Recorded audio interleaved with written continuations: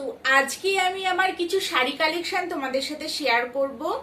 তো তোমরা দেখো শাড়িগুলো প্লিজ, আর দেখে বলবে শাড়িগুলো কেমন। ঠিক আছে, এক এক করে আমি প্রচুর শাড়ি আছে আলমারিতে, কিন্তু সব শাড়ি তো দেখানো সম্ভব না একটা ব্লগে। তো কিছু কিছু স্পেশাল শাড়ি আমি আজকে তোমাদের সাথে শেয়ার করছি। ঠিক আছে, তো চলো দেখে নেওয়া যাক। তো ফার্স্টেই দেখাই এই শাড়িটা। দেখো, হেভি কাজের শাড়ি। ঠিক আছে, এগুলোকে বলে সম্ভবত জর্দৌসি বেনারসি।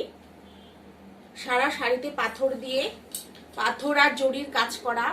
দেখো, তো এই শাড়িটা হচ্ছে আমার বিয়ের শাড়ি, মানে বিয়েতে আমার বাবা মা এই শাড়িটা আমাকে দিয়েছিল। এই শাড়িটা পরে আমার বিয়ে হয়েছে, এটা আমার বিয়ের শাড়ি। তো এই শাড়িটা হচ্ছে আমার জীবনে খুব স্পেশাল একটা শাড়ি। প্রত্যেকটা মেয়ের জীবনে এই স্পেশাল শাড়িটা থাকে, তো আমারও তাই।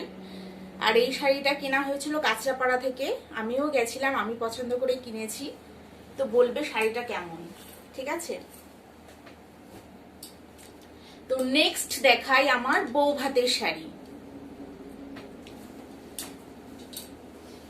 তো এই দেখো, এই শাড়িটা হচ্ছে আমার বউ ভাতের শাড়ি। প্রায় সেমই বলতে পারো শাড়ি, কিন্তু কালারটা আলাদা আর কাজটাও আলাদা।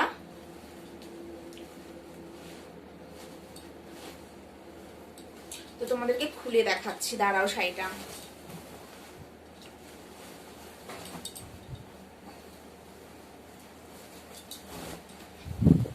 এই দেখো শাড়িটা, দেখেছো? শাড়িটা কিন্তু দারুণ দারুণ, যেমন কালারটা সুন্দর তেমন কাজটাও সুন্দর। আমার তো খুব পছন্দ হয়েছিল এই শাড়িটা। আমার বউ ভাতের শাড়ি, আমার শ্বশুর বাড়ি থেকে এই শাড়িটা দেওয়া হয়েছিল আমাকে। এই দেখো,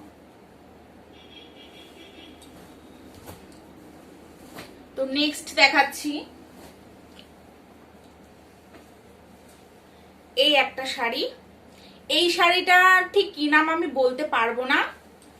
এই শাড়িটা হচ্ছে প্রথম আমার বিয়ের প্রথম পুজোতে আমার বর আমাকে কিনে দিয়েছিল কৃষ্ণনগরের ঢাকেশ্বরী বস্ত্রালয় থেকে।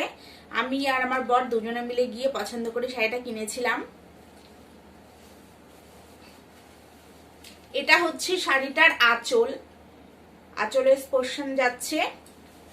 আর সারা শাড়িতে অল বডিতে এই কাজটা আছে।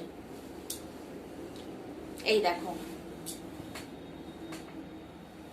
আর পাটটা ঠিক এরকম।